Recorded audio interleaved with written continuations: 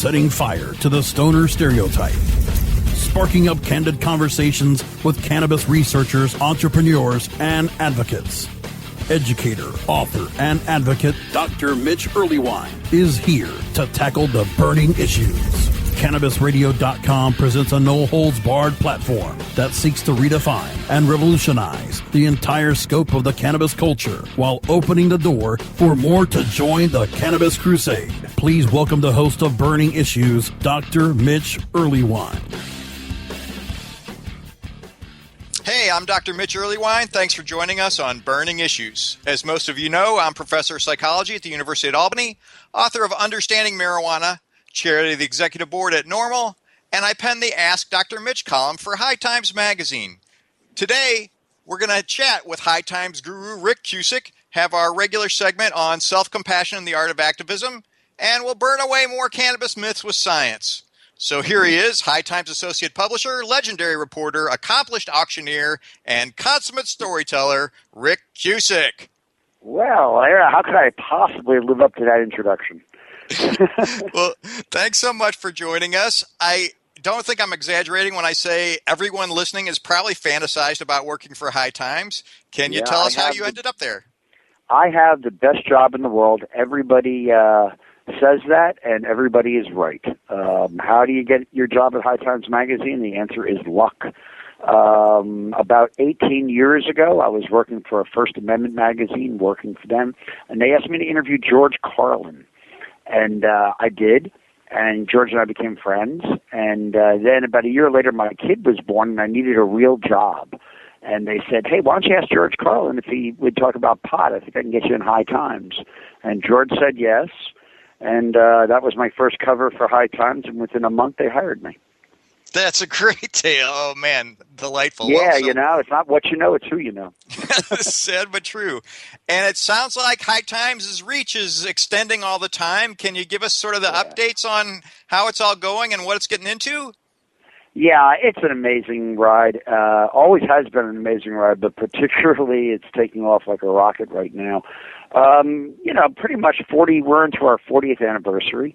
For 40 years, without fail, never once missing a deadline. We were out every month, slamming the news that marijuana should be legalized. And now we're actually at that moment when, knock on wood, it looks like we're going to get to that moment, and we're going to get to that place.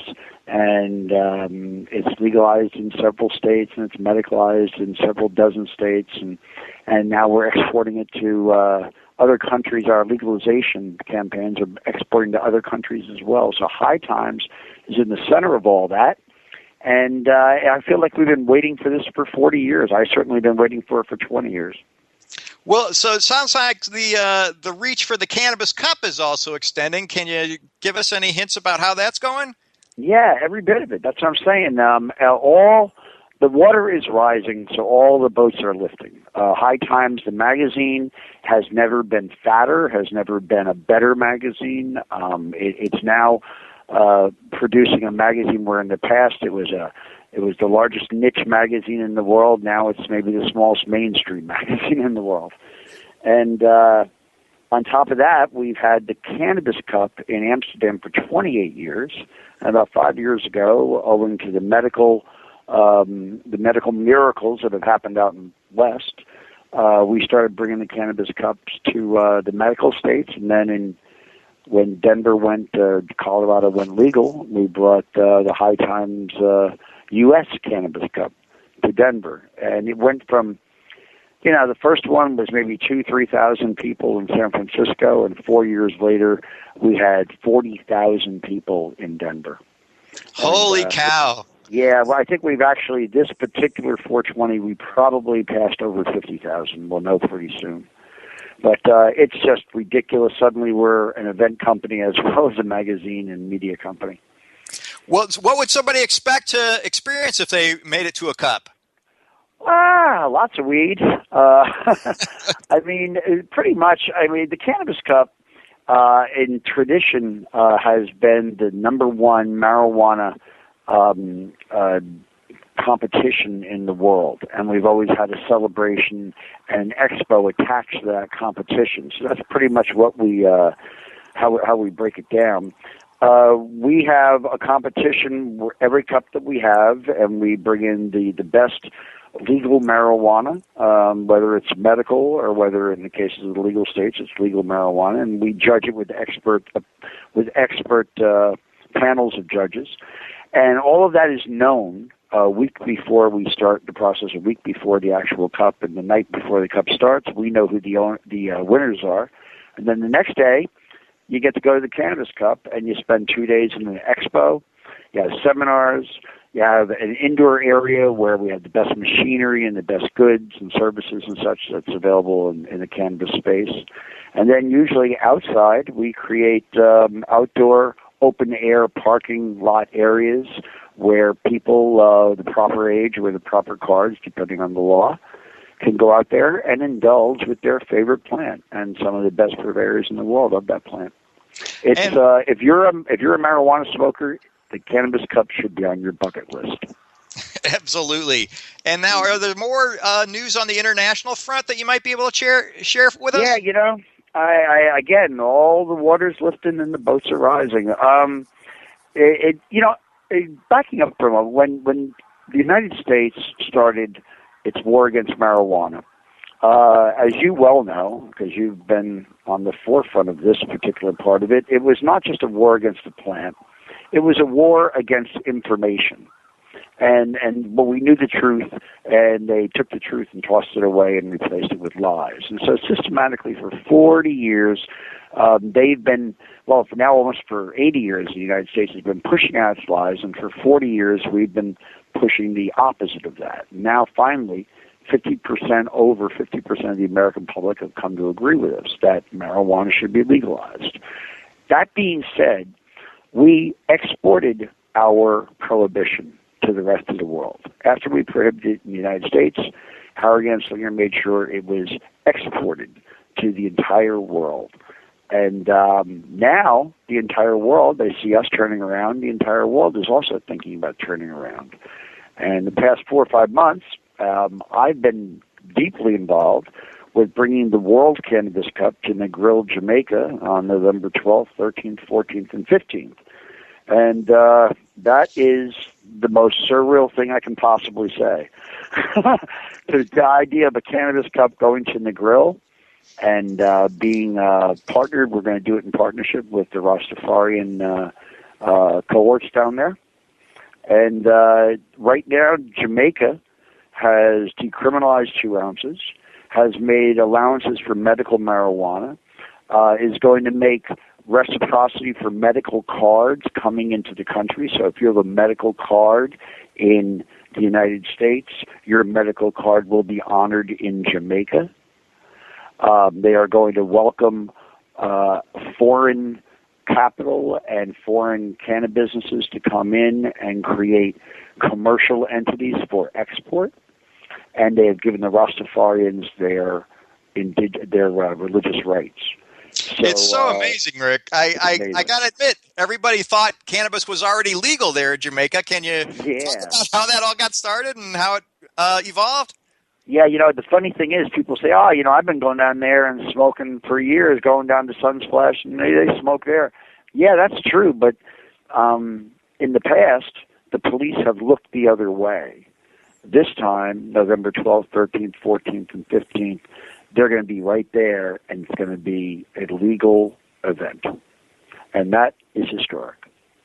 You've really been spearheading a lot of this and in the movement a lot. I know you're also on the board for the Normal Women's Alliance. I've asked a lot of women on the show, is it different for men and women in reform? And I'd be curious to get your take on it. Yeah, I'll tell you how they offered me a board spot on the Normal Women's Alliance was because I sat down one day and spoke with a couple of the board members there, and I had my own take on the breakdown between male and female. If you look at U.S. government figures, which are not accurate, but they give us a place to have a conversation, they say that 30 million Americans smoke marijuana at least once a year, 17 million will smoke it once a month, 3 to 5 million will smoke it every day. But interestingly enough, if you look at those numbers, they would say that of most 30 million that smoke it once a year, it's about 50-50, 50% men, 50% women. And if you're looking for the breakdown of daily smokers, of the 3 to 5 million who smoke it every day, it's 80% men and 20% women. So when they say marijuana is a boys' club, well, it is if you're talking about smokers every day, people who define themselves as marijuana smokers. And so it's not just a matter of, but if you're talking about the overall number of people in the United States that smoke, it's basically 50-50. So that's why we think of marijuana as a male-dominated sport, if you will. But in fact, is some of the best movers and shakers in this industry, in this movement, and in the cultivation of the plant have all been women that have been among that 50-50 cohort that like to smoke it. So it's an interesting breakdown, and we're going to you're going to see more and more of the feminine force coming through in cannabis as it becomes legalized, as the outlaw bona fides become less.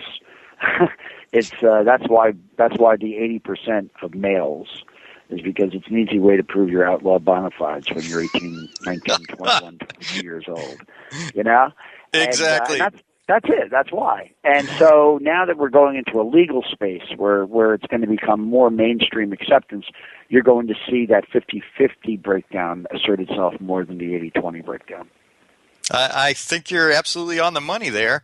I know you've done a lot of cool presentations on drug testing, and I was curious how that's changed over the years and how you see it.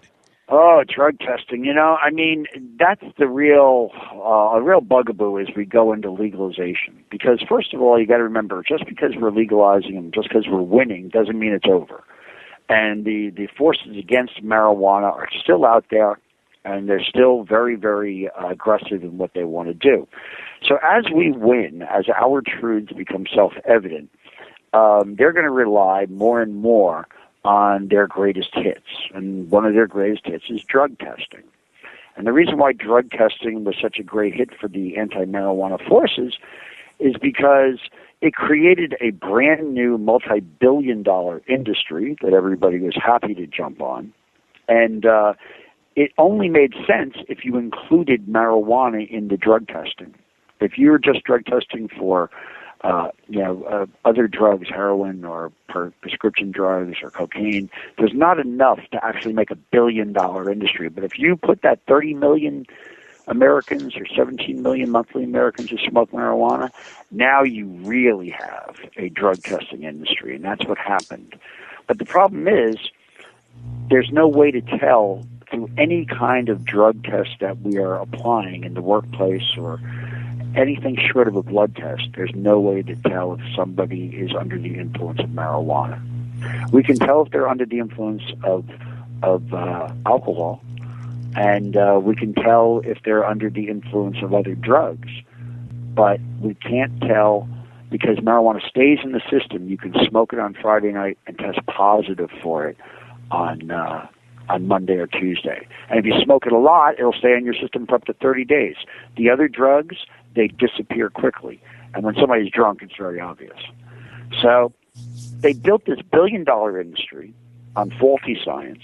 And now that we're legalizing, now that people will be smoking marijuana legally, they have to come up with a better way of doing drug testing.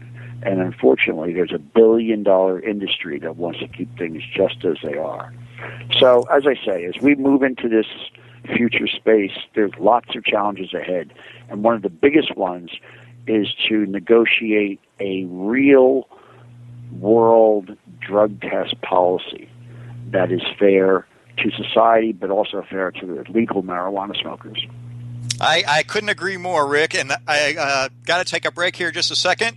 But we're going to talk more about some drug testing and some other big burning issues and great tales from Rick Cusick of High Times Magazine. Please come right back. More burning issues coming up after we blaze through these words from our sponsors. Your connection to quality cannabis insurance services is spelled Kaercher.